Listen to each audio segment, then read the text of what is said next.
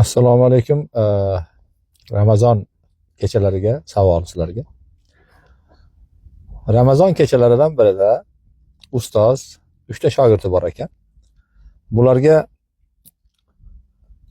kechasi tahajjud namozlarini o'qiysizlar, kechasi namoz o'qiysizlar deb bularga bir idishga yong'oq hisobida, yong'oqni sonichalik namozni 3 oylar bo'lib o'qiysizlar deb tayinlabdi.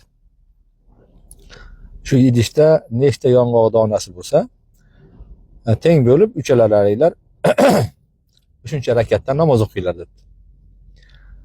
Albatta bolalar charchagan, yotib uxlashgan. Birinchisi uyg'onib, qarab, yong'oqlarni sanabdi va sheriklarini uyg'otmabdi-da, 3 ga bo'lib, o'zini bo'lagini ajratib, o'zini bo'lagi necha dona bo'lsa, shuncha rakat namoz o'qib, yotib uxlabdi. O'zini yong'oqlarni ajratib cho'ntagiga solib qo'yibdi. Ikkinchisi uyg'onibdi. Birinchi sherikni uyg'onganini bilmaydi, albatta.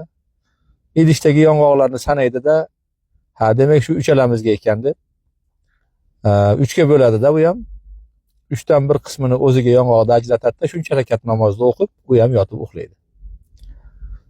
Uchinchisi turadi, u ham bilmaydi avvalgi ikkitasini uyg'onganini, u ham sheriklarni uyg'otmaydi-da, uyqusini buzgisi kelmaydi uyqusini va idishda qolgan yong'oqlarni sonini sanab turib, u ham 3 ga bo'lib, o'ziga bir bo'lagini olib, o'ziga olgan bo'lagini donasichalik rakatlarda namozni o'qib, u ham yotib uxlaydi.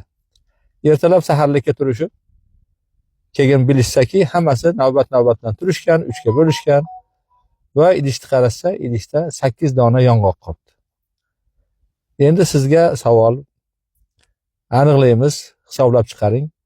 Kim necha rakatdan namoz o'qigan va kimni badalida, kimni yelkasida yana necha rakatdan namoz o'qish kerak bo'lgani qolgan. Shuni hisoblab chiqaring. Assalomu alaykum va rahmatulloh.